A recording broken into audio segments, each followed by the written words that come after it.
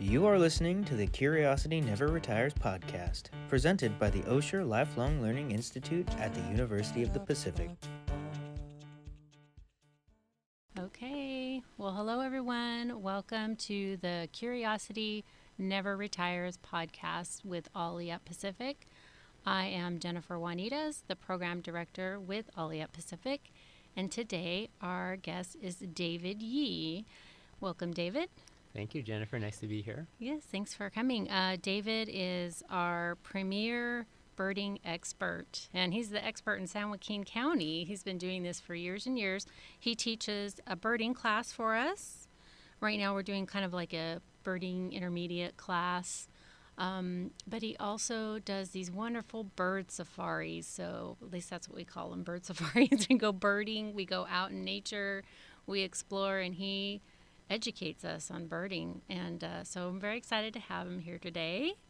David, why don't you tell us a little bit about your background, how you got into birding? Sure. So I am a native Stocktonian.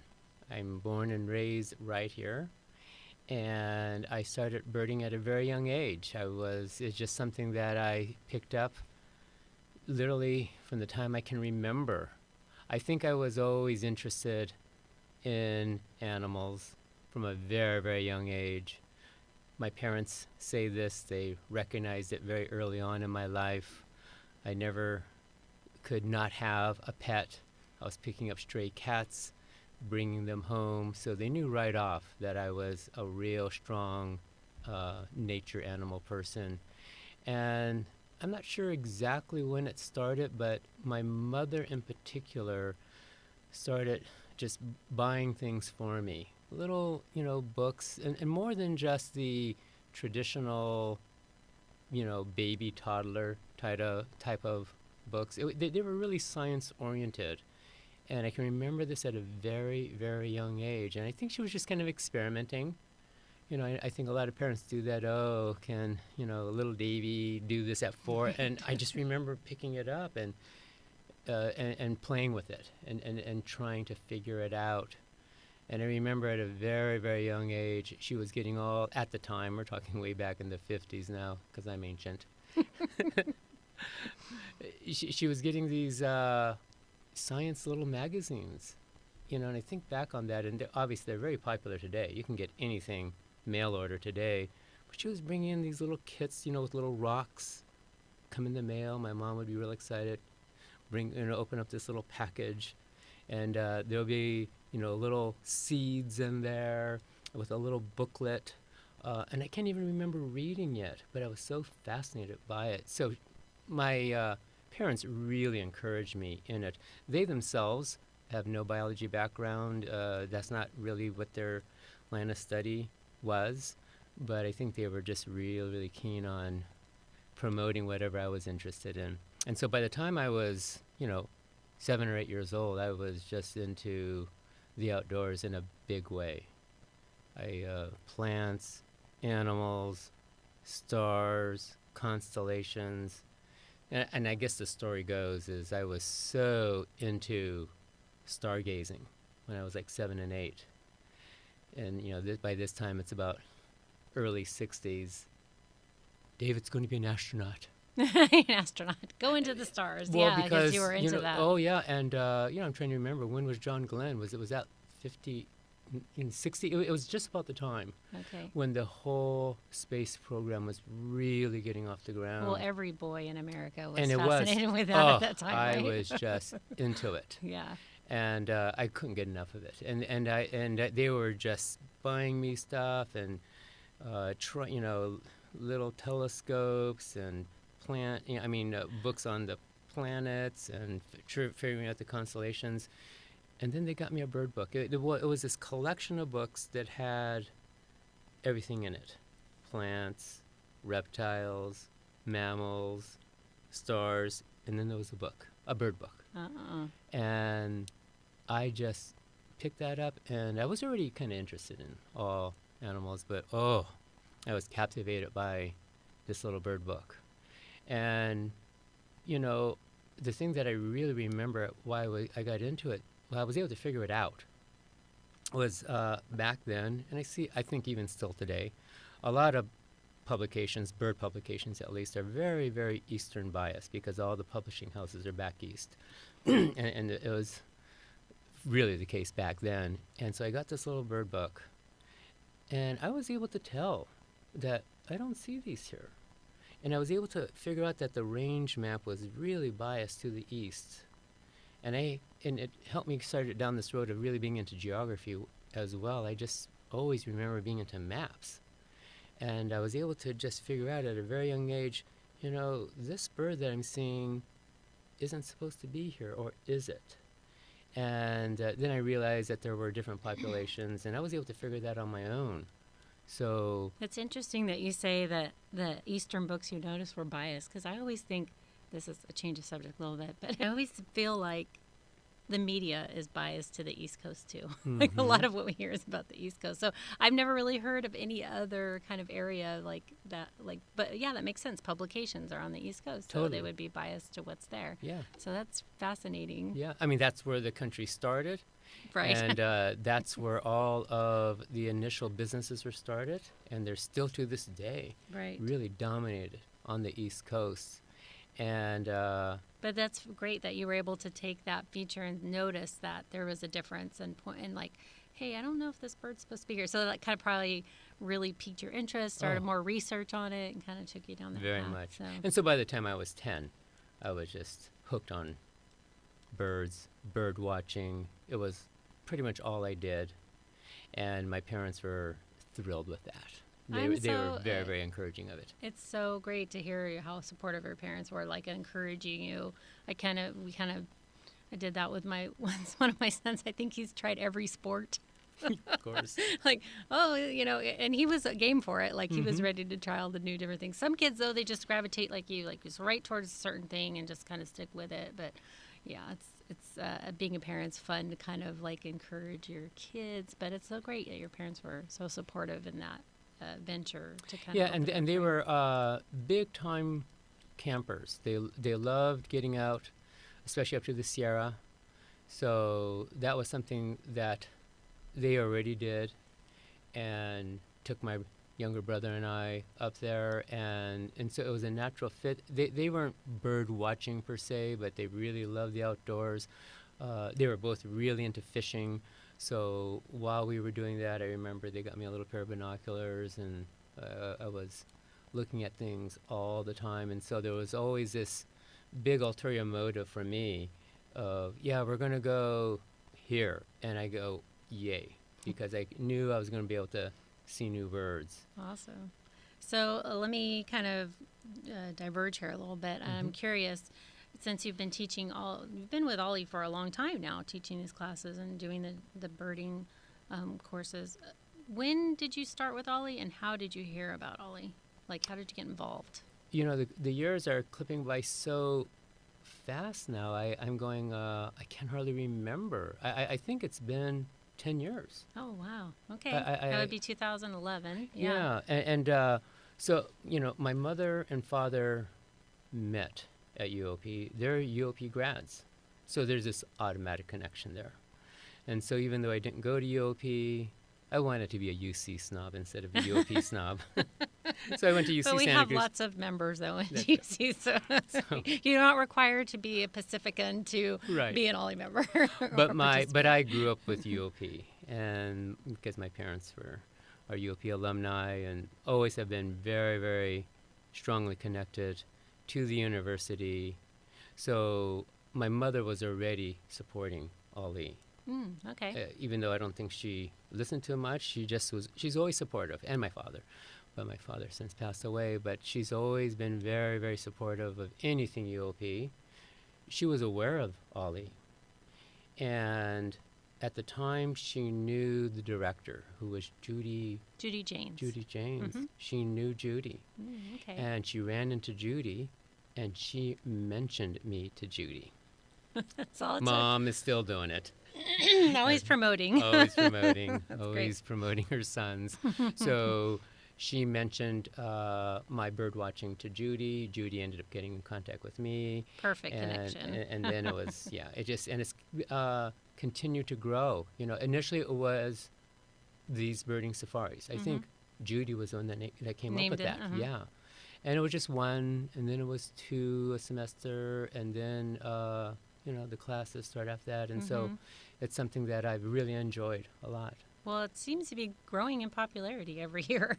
I feel like the bird safaris we've been, because part of it, this past year we were all in our homes, so we're so excited to be out in nature and getting out of our houses. So Yes. the bird safaris this semester have been really full and vibrant, like 20 plus people in each one. So that's fantastic. And then your birding classes are popular as well. So, it just keeps growing and growing in, popularity. But you also do you're not just doing birding with OLLI, of course. Do you have where else do you have other organizations you work with, or how else A do lot. you a lot of different. A lot.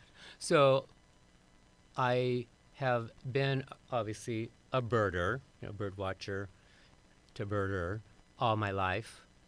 I have professionally worked mostly with my mother, and she has had a cosmetic company. She started that thing about in 1970, and upon me graduating from college, I ended up coming home and helping her in that. It was never meant to be a long-term thing, but I was real good in biochemistry, and so I ended up becoming her cosmetic chemist.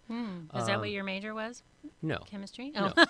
I was Just going to a be a bird natural. guy. I was going to be a bird guy. What was your major? My undergraduate I was a biology major with an emphasis in birds, and Okay. I had full intentions of going on and getting a degree in ornithology. That Oh, wow. was always my passion, and my mother knew it, and my family knew that.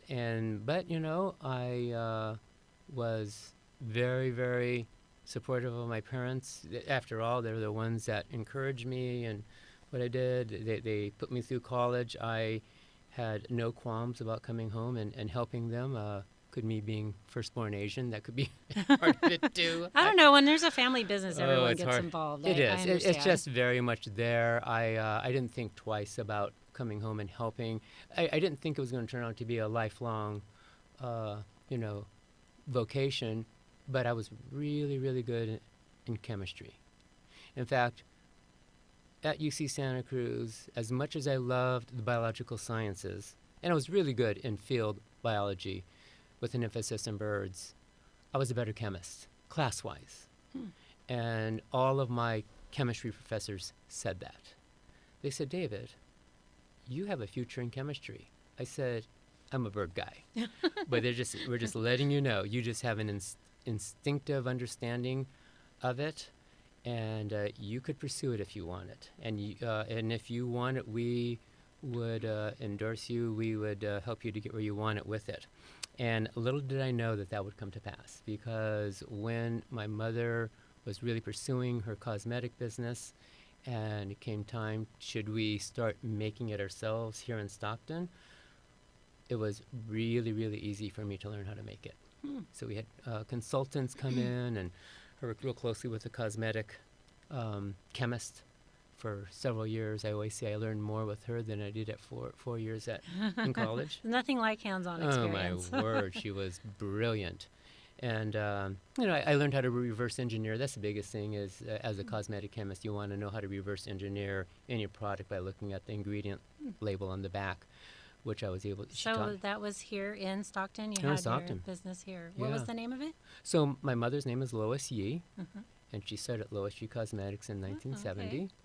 And it became pretty well known here in Stockton. But she had a distribution kind of network kind of a thing, and So our products were sold in stores? but mostly through distribution. So my mother and father always had a background in direct sales, and so that is how they ended up promoting their products. Gotcha. My father had an oil filter business for automotive oil filter business, and then my mother had the cosmetic business, and they sold it through network marketing, Gotcha. essentially. Yeah.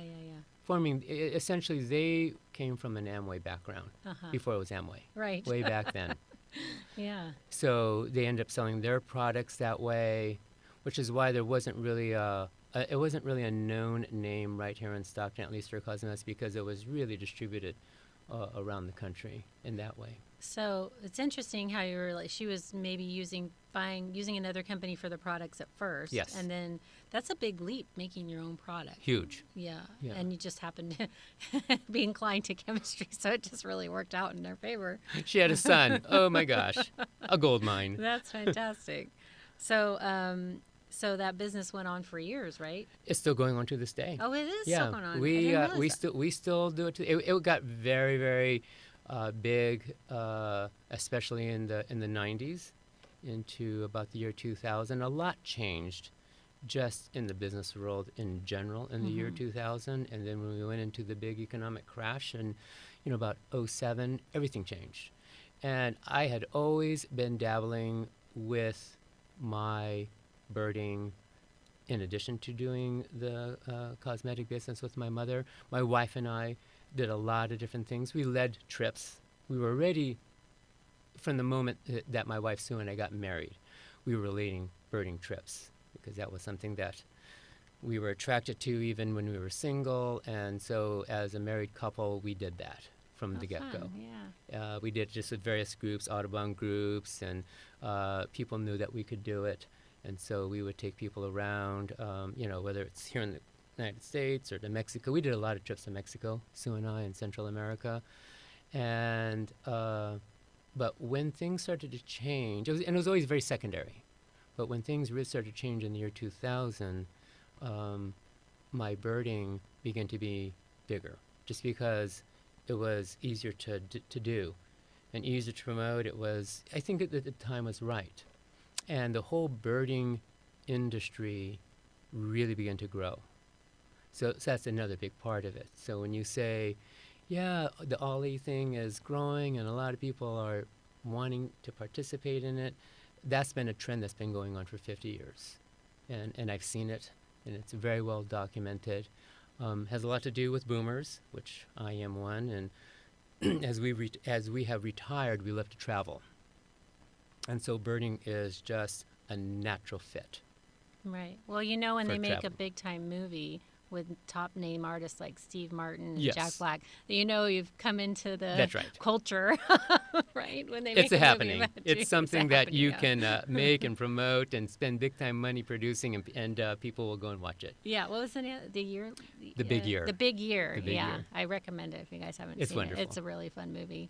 It's all about birding. And All about it's birding. Very, very Well, when well that done. movie came out, it's been about, I think it's been over 10 years. I think about that time. Yeah. And when people would see me with other people out birding at the time, they would go, "Oh, are you guys doing a big year?"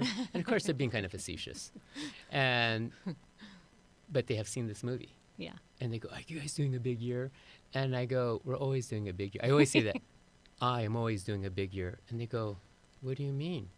And I'm going, "Well, I'm always keeping track of what I see on an annual basis." They go, You mean that's for real?" I was going, "Yeah. You didn't know that movie was based on a true life story?" They go, "No way." "Yeah." And I was going, in fact, it wasn't even over dramatized. "You mean people lose their marriages over that?" "All the time." I says, "It's like any other Any crazy hobby. competition, yeah. Anytime you're getting into it, it's like, oh my gosh. You're competing with family dynamics and relationships and business and everything. Oh yeah, it's for real." Well, And it's anything- only gotten bigger. Yeah, anything you're passionate about, you're gonna have, and you have competition. It can get kind of heated and crazy. Yeah, but yeah, I mean, there's definitely growing popularity with it, and we have many people in OLLI that say, I never thought I'd be someone that'd be interested in birding. I'm sure you've heard it too. All the time. Like, oh, that's for a certain age group or whatever. Right, right. And it just looks, you're just sitting there watching birds. It's Right. not very exciting. But once they start learning about it, or once they go on one of the bird safaris and kind of experience what it's all about, then they change their whole Totally. mindset about it. Yeah. And I think there's a lot of very, very, common sense reasons for that.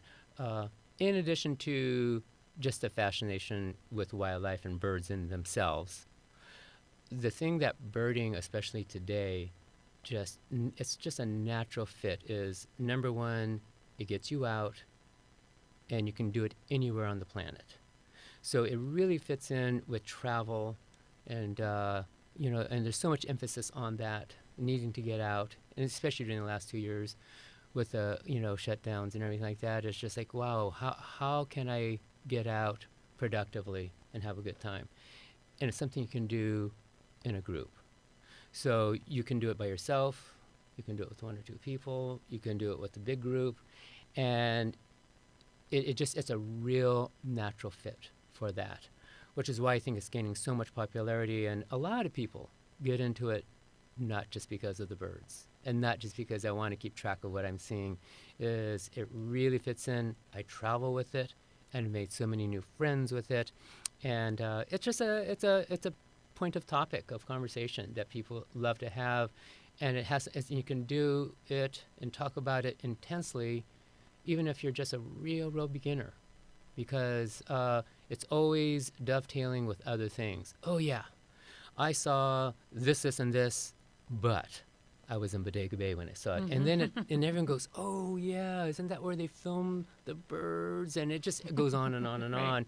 Right. And birds ends up being just this little kind of catch thing that is able to join you with someone else, because maybe they may not be into birds, but they're into the travel or into the place that you've been into, like, oh yeah, I was down in Puerto Vallarta and bird watching, and how'd you get there? Went on a cruise.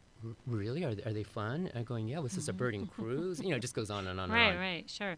Now, you mentioned that in 2000, your birding kind of took off with you and your wife. You were doing more travel and stuff. So does that mean you were moving away from the family business a little bit, or did that change for you, that dynamic, or? I did, because the business is struggling. Just, the honest truth is a lot of businesses just started struggling at that time. And it's been really hasn't really changed for 20 years now. Is the dynamics of businesses is just no longer the same. And if you really want to survive, and if you have an entrepreneurial background, you got to be creative. And so it was, just as my mother says, it was the right time for you to really start doing more of your birding. I still do the cosmetic things with her. She's 97. Wow. And for what an inspiration. And for those in the audience that know my mother, yeah, she can still do it. I love doing this with her. She is totally computer literate, so she still takes orders, not only over the phone, but over the computer. And I am more than happy to still make it and make it available and ship it out for her. We still work it together. It keeps her sharp. It's really good for her mental health and everything like that, and mine. And I like doing it with her. It's actually a little, whether it actually makes money, I don't know. I think it does, but I think it just breaks even. And even at that, it's good enough.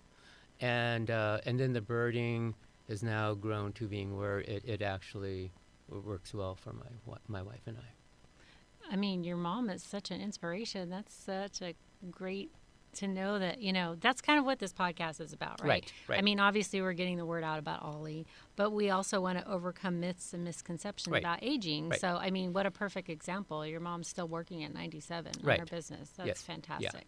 Yeah. Good for her. She just never shut off. That's why I think she's always very supportive of any of these kind of programs. And my mom has always been that way, both my mom and my dad. And they just really believe that there's really no such thing as getting too old, to do anything, especially work-wise, hobby-wise. And, my mother is truly a living testament to, if you don't use it, you'll lose it. And she says, I'm not going to lose it. And it's incredible to me. So, I'm in my 60s, and sometimes I go, wow, am I getting old? And I do this all the time. I think back to when my mom was in her 60s, when I was in my 30s doing this with her. That was 30 years ago. It was during the peak of when our business was just at its best. And she was my age. I go, I have no excuse to complain or how hard it is or getting tired. I mean, yeah, I remember she was very realistic. In your 60s, you can't do what you did in your 30s. But in terms of the drive, the creativity, the ability to, say, I want to pursue this. This seems profitable. I can do it. She knew who to surround herself with. Right. She was creative in that way. And I learned from that. Well, and to have a passion, it's like your passions and your interests don't go away when That's you right. turn a certain age. That's You know right. what I mean? And you can start new ones. Exactly. Oh, So, totally, you totally. know. And really, she and a lot of my friends encouraged me to continue to do the birding thing. I would love to say I did it on my own, but I needed encouragement. So, yeah, it's always been there. I've been a chemist all my life in terms of how I, think about, doing things from a professional standpoint. And I've always dabbled in the birding thing. But to really pursue the birding as something that's really always been my passion and have it be more of a career, if you will, it didn't come just like, oh, yeah, I can do this. I needed to be encouraged. And at the very forefront of that was my mother, my father, and my wife. So Yeah, trying new things can be scary. It is. So having that support makes a huge difference. Yeah, and now that I'm doing it, I go, yeah, I can do this for another 30 years. Really, Yeah. that's the way my mindset is. I have no intentions of So not. everyone heard that. Another 30 years of birding at OLLI. At OLLI. We're here for it. And I'm here for you. So I always like to ask on the podcast whoever we're talking to, like, as you're aging, what are things that you have found surprising, or maybe like you've heard these myths? I mean, you had a great example from your mom, right, and your parents, like how aging can look in an ideal situation, but you hear a lot of negative things too. Or what's one thing you're really surprised about as you're getting older that either wasn't true, or you're I don't know. Just give me your overall view of aging, I guess. I really thought that when I would get to this age, I would be thinking differently. Number one, that I would somehow be slowing down in my thought process, that there would be this winding down kind of mindset. And yeah, there's a winding down of me physically. There's no doubt about it. I mean, I got to be realistic. I can't do what I did even 20 years ago, even 10 years ago. But, when I was 30, I couldn't do things I was 20. So that's normal. But what I really, really thought was that there would be this similar type of slowing down in my mind, that not only would I physically be can't do what I did in my 20s, but I mentally can't do. And I don't know why that is. Again, that's a myth. And I think it kind of also surrounds around that not only would I not be able to do mentally, but the drive to do mentally would also be beginning to dissipate. And I also see that there's a connection to that, to our physical slowing down, but the drive to continue to be physical is always there for me. I can't do what I did, but I still want to be physical. I still want to be able to walk around. I still want to be able to, be physical. Yeah. And I realize that my desire to do that both mentally and emotionally is even greater. In fact, I don't see any drop-off. It's a total myth. Here I'm in my 60s. And I've seen it again in my parents, but I'll be honest with you, my brother and our respective wives.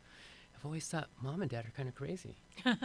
they're like juiced up. Unique, right? They're unique. They're different. They've been health freaks. Which is another thing. They were always into being very healthy at a very young age, and so we kind of attribute that. They're just kind of different. They're trailblazers, yeah, really. But the truth is, no, that I think, and now that all my friends are similar age, we all think the same. There is no drop-off. There really isn't. The only drop-off is, I think, social, these things that these myths. It's amazing how myths and misconceptions can really, really put you into a peg. Peg into the wrong hole. You just think, this is the way it's supposed to be. And it isn't. I really, really see that. Yeah. And so, which is why I like being very, very active to this day, only because I think we're supposed to be. Yeah, I agree. You I know, agree. and that's, I really like OLLI for that reason. You know, this and all the education that goes around it, and dispelling those stigmas and myths and everything like that. I've also heard this a lot too. I'm not, I'm not a sociologist, and I don't really know this from firsthand experience a lot around the world. Apparently, that's a very strong American misconception. A lot of cultures around the world, they don't think that way. Right. And it's something we do. We're the ones that have this quote-unquote retirement mindset, and whatever that means, you know. And so we get kind of caught up in what it's supposed to be, and a lot of cultures around the world don't have that. Right. They never have. Right. It's like, you know, you keep going. You know, I think it's almost more of a corporate mindset too, little in a bit. way. Like, oh, the old, you know, when in the past you retired at a certain age, Yeah. you get your gold watch, Yeah, yeah. and what do you do now? What do you do now? What's my purpose? Yeah. I think that's a big part of it too. Like, do you still have a purpose Right. to keep you going? That's number one. Exactly. And obviously, like, your mom had a purpose, you Mm-hmm. and your wife have a purpose in birding. So I think that's a big part of it too. If you have that purpose, it'll help keep you motivated and excited about life. Yes. But yeah, that's one of the things we like to talk about here, because I do think a lot of people have that mindset of like, you know, this is going to be hard when you get older. It's not going to be fun, but that's wrong. That's the wrong way to look at it. Right. This could be the best part of your life. Exactly, and it should be. And I think a lot of it is who you hang around. You know, True. who you keep company with. And I think at least as an American society and American culture, you have to find it. Right. You know, I think OLLI is great, and I just find this from my passion with birding, is a lot of people get into it because they also see that, they want that. I want to be around people that are thinking that. Right. And so it becomes a very, very overall healthy mindset, Right. attitude. I'm with people that, you know, age is not something to slow you down. I can get out and do this. I can travel at my age. I can be active. Keep learning new things. Learning new things. Exactly. And I too. I just I want to be around people like that all the time. And not necessarily young people. I mean, you know, I don't want to seem like this old fart that has to go around and I'm trying to find people that are in 20s and 30s to hang with. No, I want people my age. I really, really do. And they are. They're out there. Of course they are. And we want that. Yeah, absolutely. Well, I think we're winding down now, but I'd like to end with like just asking you if you have any final words for the audience, words of wisdom, whatever final parting words you'd like to share with us. I think, Jennifer, it's just exactly what we were talking about here at the end is, you know, don't let aging stereotypes and aging stigmas hold you back. I think our society is always working to do that. You know, everything advertisement-wise is always geared toward a younger audience. Though, and you know, it's not coincidental that a lot of the older types of advertisements are always toward how to help your aging problems. And, you know, seek out those that are very, very positive about it. Because I'm a firm believer that we're a very social creature. We will start thinking the way we are with who we hang out with. And OLLI is wonderful for that. Everyone I am in contact with, or whether it's, you know, those like you, Jennifer, that are working it and promoting it, or those that are teaching in it, but mostly those that are participating in it, are always very, very positive with that. You know, they just have this very vibrant attitude, and I like that. And I say, hang around people like that. Yeah, totally agree. So join OLLI is what David's saying. Yeah, and yeah. come take the birding classes. Exactly. All right, well, thanks for listening, everyone, to the Curiosity Never Retires podcast, and we'll see you on the next one. Thanks. This podcast was brought to you by Pacific Tiger Broadcasting. Check us out on Instagram at PTB Live or on our website at ptblive.com.